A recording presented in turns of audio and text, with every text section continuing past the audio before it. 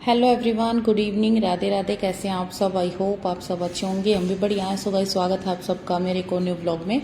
और गाइस, अभी शाम का टाइम है। मैं और शिवांश जा रहे हैं मार्केट मतलब ये नहीं कि भाई मैं नजफगढ़ जा रही हूँ। यही पास में मेन रोड पे जो है सामान मिल जाता है ऐसा घर का राशन का, तो मैं वहीं जा रही हूँ। तो भाई घर का राशन कई दिन से खत्म हो रखा है। सब्जी वगैरह भी कुछ नहीं है, टमाटर वमाटर कुछ भी नहीं है। तो मैं आज लेने जा रही हूँ। और मुझे इतनी प्रॉब्लम हो रही थी कि बच्चों को लंच में देने के लिए भी मैंने 2 टाइम मतलब एक बार दाल बनाई और एक टाइम कढ़ी बनाई, ऐसे करके मैंने काम चलाया था। और भाई अभी जो है मैं यहाँ पे एक शॉप है वहां पे आ गई हूँ। और मैं और शिवांश दोनों सामान खरीद रहे हैं। शिवांश को बीच बीच में मैं कैमरा पकड़ा रही हूँ क्योंकि थोड़ा सा बस मैंने बोला कि बेटा शूट कर दो, तो कह रहा है कि नहीं मम्मी मैं आप पकड़ लो कैमरा, मैं ना ये सामान की ये रिक्शा लेके चलूंगा। इसको ना ये जो रेडी सी होती है ना जिसमें सामान रखते हैं, इसको लेके चलने में बड़ा मजा आता है। ये जैसे गाड़ी चलाते हैं ना, छोटे बच्चे गाड़ियों को शौक होता है, ऐसे इसको ना गाड़ी की तरह चलाता है ये।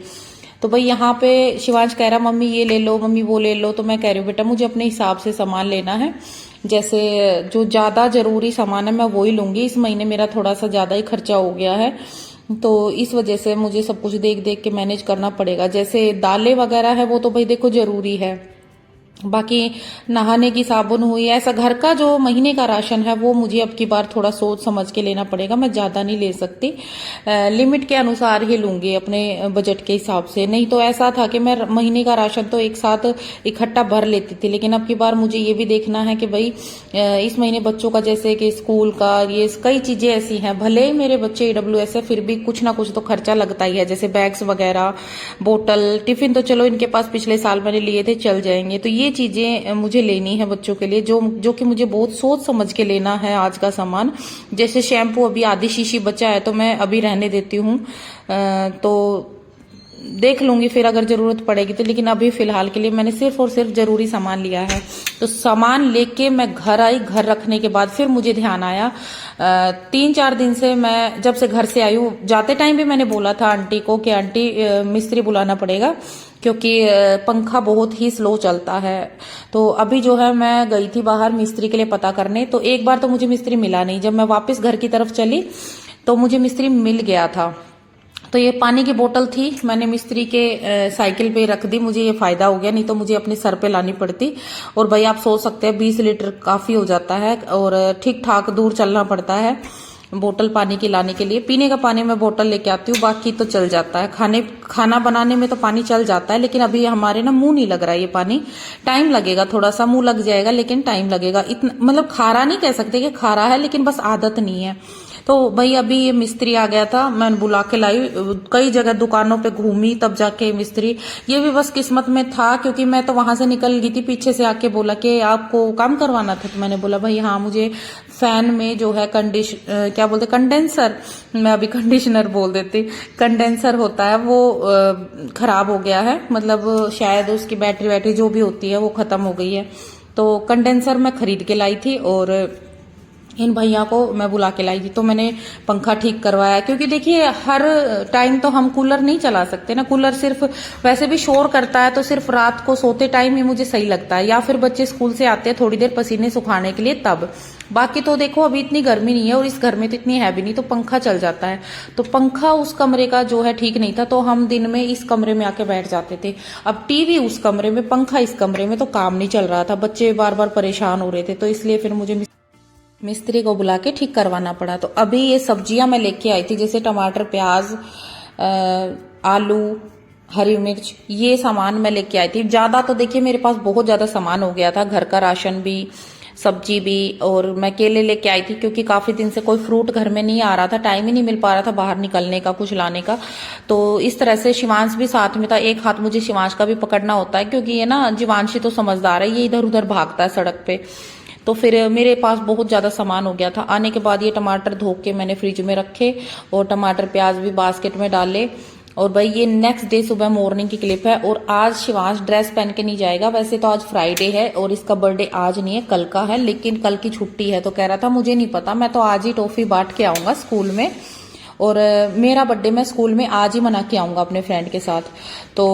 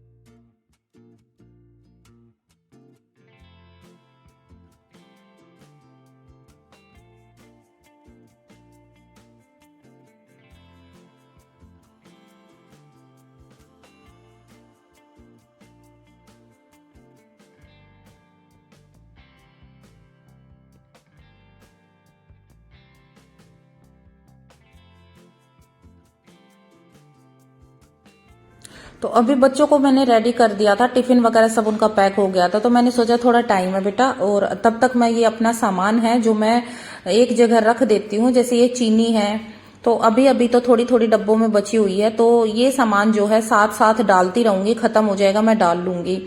बिस्किट वगैरह है और एक आधी नमकीन के पैकेट, क्योंकि जब मैं बाहर जाती हूँ ना तो कई बार बच्चों को थोड़ा सा कुछ ऐसा देख के जाना पड़ता है जिसके सहारे वो टीवी देखते देखते कुछ खा ले।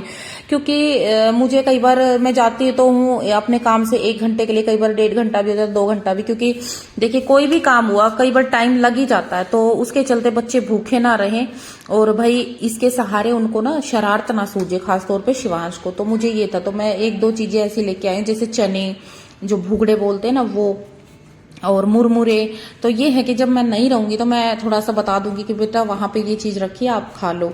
तो भाई फिर वो सामान रख दिया था मैंने। और अभी ये टॉफी और चॉकलेट मैं लेके आई, पास वाली दुकान पे मिला नहीं टॉफी का पैकेट, तो मुझे दूर से लाना पड़ा। और मैंने शिवांश को और जीवांशी को यहाँ पे छांव में बैठा दिया था।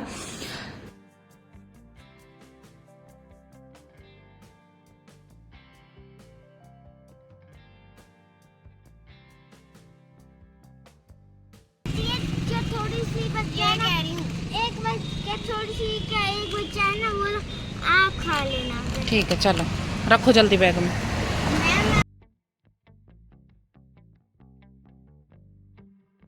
तो भाई मेरे पास कुछ एक कमेंट आ रखे थे जिसमें पूछा गया है कि दीदी ये ईडब्ल्यूएस क्या होता है और आपके बच्चों की फीस क्यों नहीं लगती, कैसे पढ़ते, हमें समझ नहीं आया। तो चलो मैं बता देती हूँ।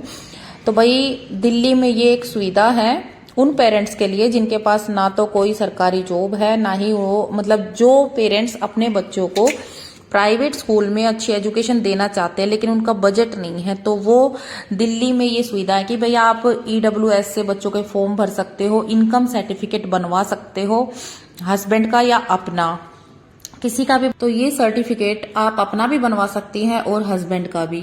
एक टाइम था जब मैंने ये उस टकले के नाम बनवा लिया था, लेकिन मुझे पता नहीं था आगे चल के मेरे साथ कुछ ऐसा होने वाला है। वैसे देखिए मैं भगवान का शुक्रिया अदा करती हूँ कि उस टाइम पे मुझे इतनी बुद्धि दी, सद्बुद्धि दी कि मैंने ये सर्टिफिकेट बनवाया। क्योंकि मैंने कभी ये तो सोचा ही नहीं था कि आगे चलकर मुझे इस तरह से अपने बच्चों को अकेले ही पालना होगा, सब कुछ अपने बच्चों का अकेले ही करना पड़ेगा। उस टाइम पे तो मैंने ये सोच के बनवाया था, क्योंकि मेरी इतनी गुंजाइश नहीं थी कि मैं जीवांशी को अच्छे स्कूल में पढ़ा सकूं। उस टाइम पे शिवांश भी नहीं हुआ था, जीवांशी थी, और मैंने ये फॉर्म बनवाया था। जीवांशी 1 साल पूरा नहीं गई थी, द्वारका के स्कूल में मैंने कराया था, क्योंकि मैं चाहती थी मेरी बेटी अच्छे से अच्छे स्कूल में पढ़े। क्योंकि मैंने आप लोगों ने नोटिस किया होगा, मैंने पहले बताया था कि मेरे दूसरे बच्चे की कोई सलाह नहीं थी। जो मेरे साथ जीवांशी के जाप्पे में हुआ ना, उसके बाद मैंने साफ साफ ये सोच लिया था अपने मन में कि मैं कभी दूसरा बच्चा नहीं करूंगी। तो उस टाइम पे जीवांशी को मैंने एक अच्छे स्कूल में डलवाया था, लेकिन उस बंदे की औकात नहीं थी ढंग के स्कूल में पढ़ाने की। वो कहता है ना कि मैं कमाता था, मैं कमाता हूं, मैंने मेरे बच्चों को पढ़ाने में कोई कसर नहीं छोड़ी। आप लोग एक बात बताइए, 1 साल मेरी बेटी स्कूल गई थी, उसमें भी लास्ट के 6 महीने की फीस 30-40 हजार रुपए थे, जो कि उसने नहीं भरे। स्कूल ही चेंज कर दिया उस टाइम पे, लेकिन उसने नहीं भरे, उसकी औकात नहीं थी स्कूल फीस भरने की। फिर मैंने ये ईडब्ल्यूएस का फॉर्म बनवाया था। फिर जीवांशी का कहीं और एडमिशन करवाने की सोच रहे थे, इतने में ही जीवांशी का ये नंबर आ गया था ईडब्ल्यूएस में। तो भगवान की दया से ये शायद आज इसी दिन के लिए बना होगा कि जो होना होता है ना वो तो होके रहता है। आप सब भी ये चीज समझते होंगे कि भाई जो किस्मत में होता है वो टलता नहीं है। तो ये स्कूल की मैम है जीवांशी की, जब मैं बुक्स लेने गई थी तो उन्होंने बोला कि चलो एक छोटी सी क्लिप हमारे साथ हो जाए, तो मैंने ली थी। तो भाई जो होता है ना वो हमारे किस्मत में तैयार होता है, वो टलता नहीं है। अब मुझे क्या पता था कि आगे चल के इस तरह से हम अलग रहेंगे और ये मेरे इतने काम आएगा। तो फिर मैंने शिवांश का भी भर दिया था। जब जीवांशी के टाइम पे पता उस टकले ने भी, उसके भाई ने, टिंडे ने भी बहुत मजाक बनाया था, क्योंकि मैं इसमें भागदौड़ तो देखो लगती है। जब मैं मारी मारी फिर रही थी तो टिंडे ने भी ये बोला हाँ होगा, ऐसे धक्के खाती फिरती है, और इस टकले ने बोला था कि ऐसा कुछ नहीं है। तो कईयों ने बोला था, लेकिन फिर भी मैंने ये सोच के कि चलो तकदीर में होगा तो देखा जाएगा। तो जब जीवांशी का आ गया नंबर तो मैंने शिवांश का भी भरा। भगवान की दया से उसी स्कूल में शिवांश का भी हो गया। तो आप लोग सोच सकते हैं ना कि भगवान मेरे साथ शुरू दिन से ही है। तो आज ये चीज मेरे काम आ रही है। फिर एक बात और मैं आप लोगों को बताऊंगी कि जो भी बहनें हैं सिर्फ अपने नाम से ही बनवाएं, ना कि हस्बैंड के नाम से इनकम सर्टिफिकेट या जो भी है अपने नाम से बनवाएं। ऐसे जो भी डॉक्यूमेंट्स होते हैं, क्योंकि टाइम का कुछ पता नहीं चलता। उस टाइम पे मैंने टकले के नाम बनवा तो लिया था, लेकिन बाद में मुझे अपना भी बनवाना पड़ा, क्योंकि जैसे ही मैं बाहर आके रहने लगी थी ना, तो मुझे ये पता चला था कि टकला जो है सोच रहा है इनकम सर्टिफिकेट को कैंसिल करवाने की। तो मैंने फिर भागदौड़ फिर स्टार्ट की, क्योंकि मेरे जीवन में तो भागदौड़ ही रही है। हाँ, उस टाइम मेरे दिमाग में ये बातें आई थी कि कैसा जानवर इंसान है, एक सगा बाप ही अपने बच्चों को का दुश्मन बन के बैठा है। उसने ये बोला था कि मैं इनकम सर्टिफिकेट को कैंसिल ही करवा दूंगा, तो वो कहाँ से बच्चों को पढ़ा लेगी, कहाँ से उसका भाई इतना खर्चा उठा लेगा।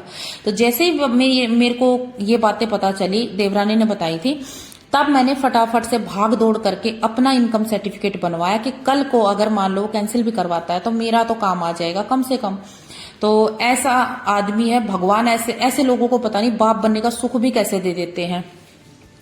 तो भाई उस टाइम पे ये बन गया था, तो आज मेरे काम आ रहा है। आज जीवांशी की और शिवांश की फीस नहीं लगती, ड्रेस भी मिल जाती है, बुक्स भी मिल जाती है, ट्रांसपोर्ट फीस लगा लो, और एक साल में जो एनुअल चार्ज जो लगता है और जो फैसिलिटी इन्होंने दे रखी है, जैसे अभी स्कूल में एसी लगने वाले हैं और भी बहुत सारी ऐसी फैसिलिटी हैं, और स्मार्ट बोर्ड, ये चीजें अभी अभी हुई है इसी साल से। तो जीवांशी का और शिवांश का जो साल का खर्चा होता है ना, वो अब बढ़ गया है। तो अभी पहले कम लगता था, अब ज्यादा लगेगा। वो तो जरूर लगेगा, भले ही फीस नहीं लगती, ट्रांसपोर्ट फीस नहीं लगती, ड्रेस फ्री में मिलती है, बुक्स मिलती है, लेकिन इससे अलावा जो भी एक्टिविटीज, अब स्कूल में कितनी सारी एक्टिविटीज होती है, आप लोग सोच सकते हैं भाई, उनके तो देने पड़ते हैं।